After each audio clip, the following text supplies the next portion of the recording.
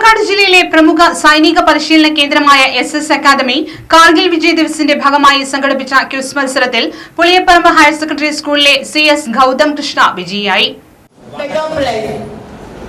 3,000. Okay, first prize goes to Gautam Krishna CS, and actually very proud of him because previous year also he was the winner of his competition.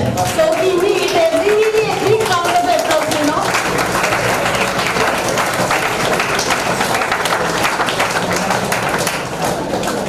This is not enough, please. SS അക്കാദമിയിൽ നടന്ന കാർഗിൽ വിജയ് ദിവസ് ക്വിസിന്റെ grand finale retired rear admiral K. Muraleedharan Nair ഉദ്ഘാടനം ചെയ്തു.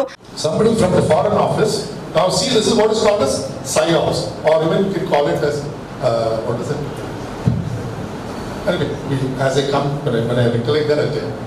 So somebody from foreign office picked up the phone and called up the ambassador in UAE,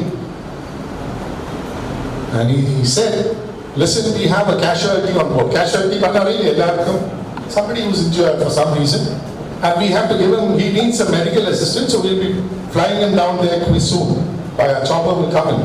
So now for a chopper to pick up from the ship and get onto this thing, the chopper has to be in the visible range, literally, for 20 miles or so.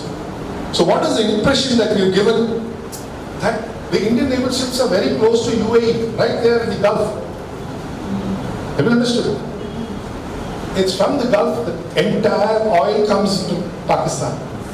Now they've got the impression that we were never there, but it was just a call.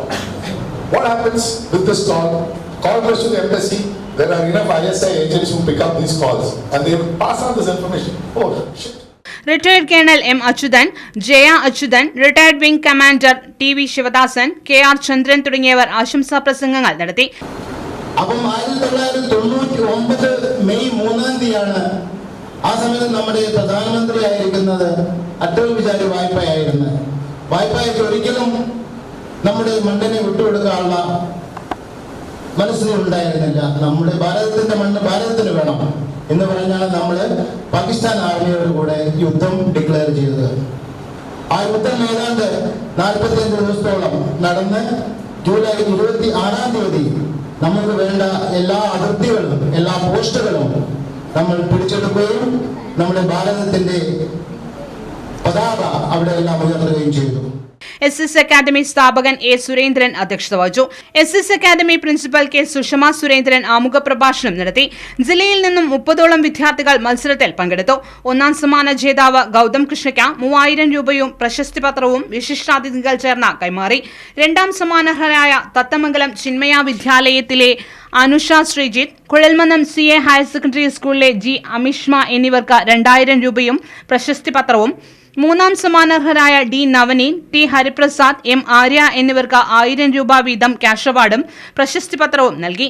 Kargil Vijay ദിവസിന്റെ അനുസ്മരണാർത്ഥം SS academy എല്ലാ വർഷവും നൽകിവരുന്ന അർഹരായ വിമുക്ത ഭടന്മാരുടെ മക്കൾക്കുള്ള സാമ്പത്തിക ധനസഹായം കുമാർ വൈഷ്ണവിക്ക് ചടങ്ങിൽ വെച്ച് കൈമാറി.